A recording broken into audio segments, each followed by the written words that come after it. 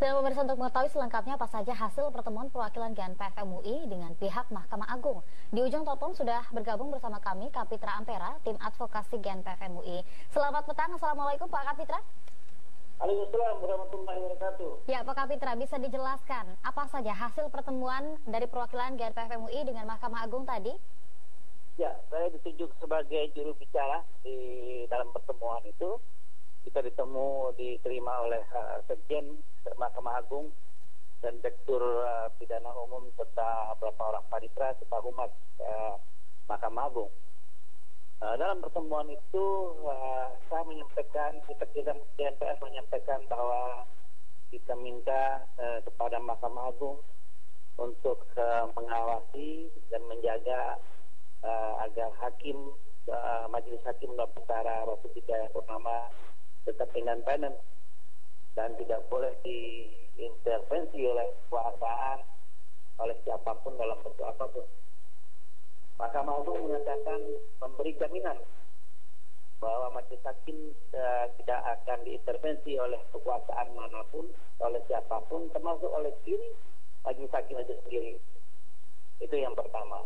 Yang kedua, saya juga kami minta kepada Mahkamah Agung agar hakim dalam memutus perkara Basuki Cahayapurnama harus berdasarkan kepada fakta-fakta persidangan dan rasa keadilan yang tumbuh di masyarakat. Dan Mahkamah Agung memberikan jaminan bahwa majelis hakim akan memutus perkara berdasarkan fakta-fakta persidangan dan rasa keadilan yang tumbuh di masyarakat. Yang ketiga, saya mengatakan bahwa Panglima dan terakhir bukan hanya buat warga Jakarta, tapi seluruh umat Islam di Indonesia menunggu keadilan yang akan diberikan kepada masyarakat oleh majelis hakim. Iya Pak Kapitra. Iya Pak Kapitra, tadi Anda berkali-kali menyebutkan MA memberikan jaminan, begitu. Nah, jaminan seperti apa yang diberikan ketika memang tidak ada intervensi dalam persidangan nanti? Ya, itu jaminan yang diberikan oleh Mahkamah Agung bahwa tidak ada intervensi dari siapapun, oleh kekuasaan manapun, termasuk oleh diri hakim itu sendiri. Ya, bagaimana GNPF MUI ini mengklarifikasi jaminan tersebut? Oh, kita tentu percaya kalau suatu lembaga yang paling terhormat, lembaga yudikatif, sebagai Supreme of Court yang merupakan implementasi dari supremasi hukum, tentu kita percaya bahwa garansi itu, jaminan itu adalah sesuatu yang sangat serius akan dilakukan oleh Mahkamah Agung maupun oleh majelis hakim. Itu yang kita bangun rasa prasangka baik itu. Ya Pak Kapitra, 10 orang menghadap ke MA pada saat pertemuan dengan Mahkamah Agung, begitu, apakah terjadi pembicaraan yang alot di sana dan berapa lama proses pembicaraan kedua belah pihak? Tidak alot, karena kita juga membatasi diri untuk tidak masuk dalam perangkap intervensi, meskipun dengan permintaan-permintaan yang menyentuh substansi perkara, maka kita tidak masuk wilayah itu. Kita masuk ke wilayah normatif yang sama undang-undang memang diberikan ruang untuk dapat menyampaikan aspirasi masyarakat. Dan kita juga tetap menjunjung tinggi Undang-Undang Nomor 48 2009 tentang kekuasaan kehakiman. Dan kita bicara tentang wilayah kekuasaan kehakiman itu. Dan justru keberadaan kita oleh Mahkamah Agung disambut dengan sangat baik. Sangat apresiasi. Sangat diterima dengan baik begitu ya, dan juga perbincangan di antara perwakilan GNPF MUI serta MA ini berjalan dengan cukup baik dan juga menghasilkan hasil begitu dari pertemuan itu yang juga cukup menyenangkan bagi semua pihak. Nah, semoga jaminan yang diberikan oleh MA ini juga bisa kita lihat nanti pada saat 9 Mei, tepatnya pada saat vonis dari kasus dugaan penistaan agama. Terima kasih sekali Pak Kapitra Ampera. Pemirsa, perwakilan GNPF MUI yang dipimpin oleh Didin Hafidudin melakukan pertemuan tertutup dengan pihak Mahkamah Agung. Dalam pertemuan tersebut, GNPF meminta Majelis Hakim Sidang Ahok untuk tidak diintervensi.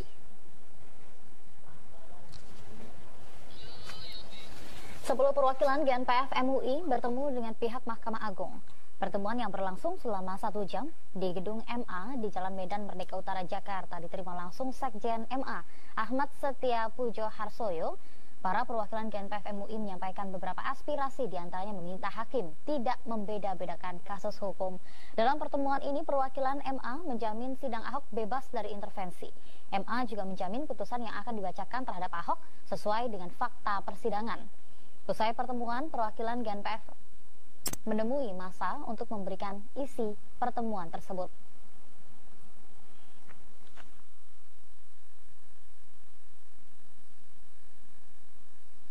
Sebelumnya massa GNPF MUI melakukan aksi 55 di depan gedung Mahkamah Agung. 10 orang perwakilan GNPF MUI diterima oleh perwakilan MA. Pertemuan dilakukan di gedung utama MA dan berlangsung secara tertutup. Personel BRIMOB dan petugas pemadam kebakaran juga berada di luar gedung MA. Sementara itu, massa GNPF yang tidak bisa masuk berada di luar gedung MA dan melakukan aksi demo.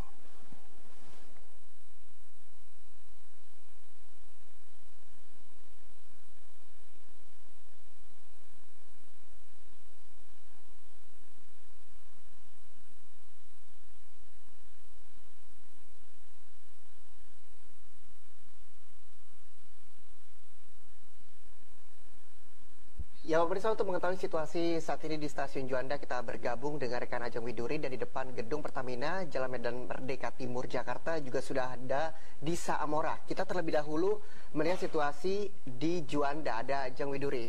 Ajeng, bagaimana kondisi di Stasiun Juanda saat ini?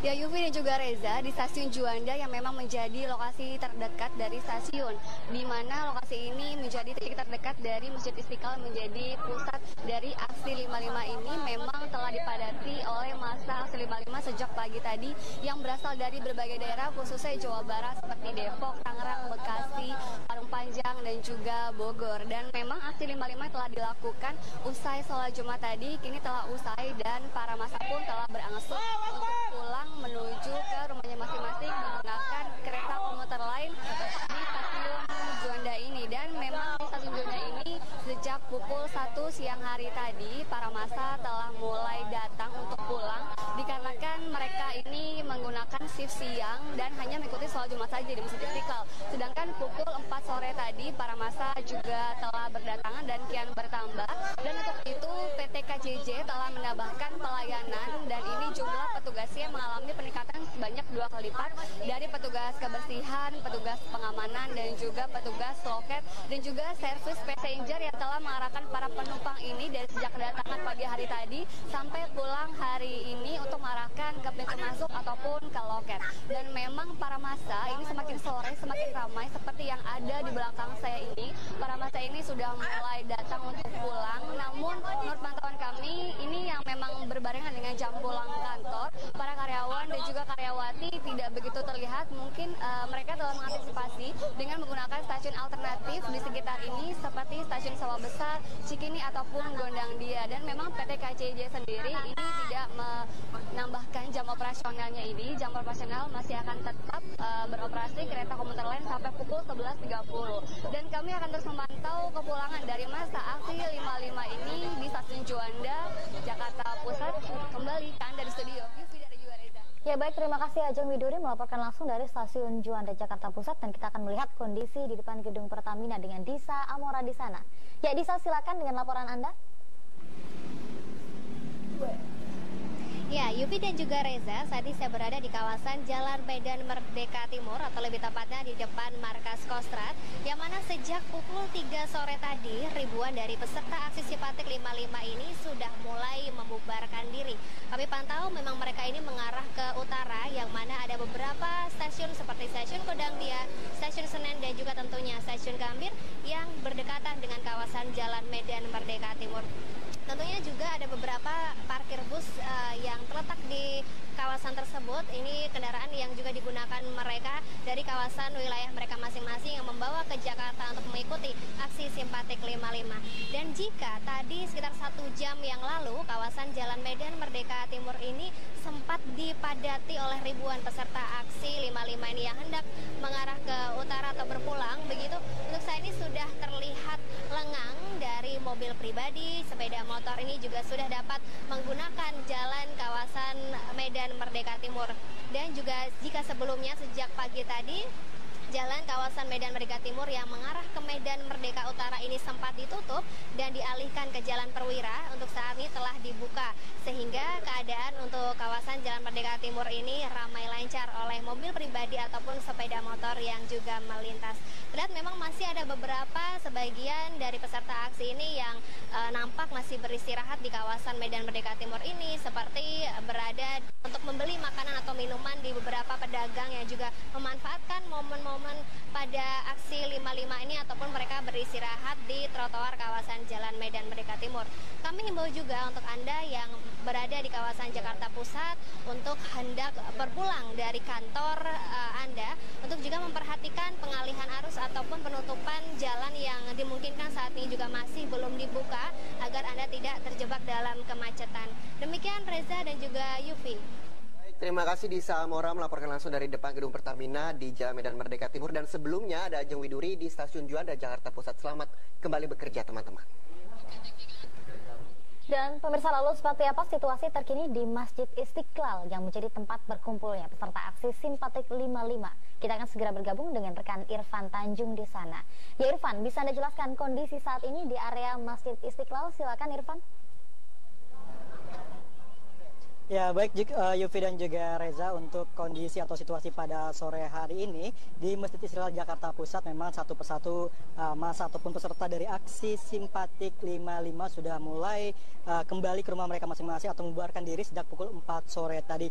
Namun sebagian dari peserta aksi masih ada yang bertahan di Masjid Istiqlal. Dan memang sebelum mereka membubarkan diri dari Masjid Istiqlal, sebelumnya mereka mendengarkan informasi dari perwakilan yang 10 perwakilan yang tadi melakukan pertemuan dengan 5 perwakilan dari MA terkait dengan hasil pertemuan mereka hari ini, di mana ada 3 poin yang dibicarakan ataupun tuntutan yang tadi diinformasikan di Masjid Istiqlal, yaitu yang pertama adalah menuntut agar hakim yang menangani kasus persidangan atas kasus penodaan agama yang dilakukan oleh Basuki Cahayapurnama dapat menjaga independensinya dan tidak terintervensi dengan pihak manapun terkait dengan hasil vonis atau jatuhan vonis yang akan dijatuhkan pada tanggal 9 Mei 2017 mendatang. Tidak hanya dari 2 tuntutan tersebut, ternyata masa atau peserta dari aksi 55 juga menuntut agar Basuki Cahayapurnama bisa dikenakan pasal 156A dengan tuntutan penjara yaitu 5 tahun. Yang dimana sebelumnya seperti kita ketahui juga Yufi dan Reza bahwa jaksa penuntut umum telah melakukan tuntutannya kepada Basuki Cahayapurnama dengan tuntutan dengan pasal 156 dengan tuntutan 1 tahun penjara dan 2 tahun masa percobaan. Namun tuntutan JPU ini dianggap sangat ringan sekali sehingga tidak sesuai dengan undang-undang yang berlaku. Oleh karena itu masa dari GNPF MUI maupun dari ormas-ormas Islam lainnya melakukan aksi simpatik pada hari ini. Dan memang tadi kami sempat melakukan perbincangan dengan beberapa warga terkait dengan hasil pertemuan pada hari ini, kalau mereka akan tetap mengawal secara tuntas persidangan kasus penodaan agama yang dilakukan oleh Basuki Cahayapurnama. Dan rencananya nanti tanggal 9 Mei yaitu jatuhan vonis yang akan dilakukan oleh hakim di Pengadilan Negeri Jakarta Utara atau di Kementan Jakarta Selatan.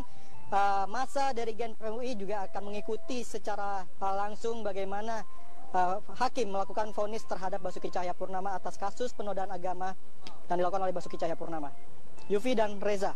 Ya, terima kasih Irfan Tanjung melaporkan langsung dari Masjid Istiqlal Jakarta. Selamat kembali bertugas.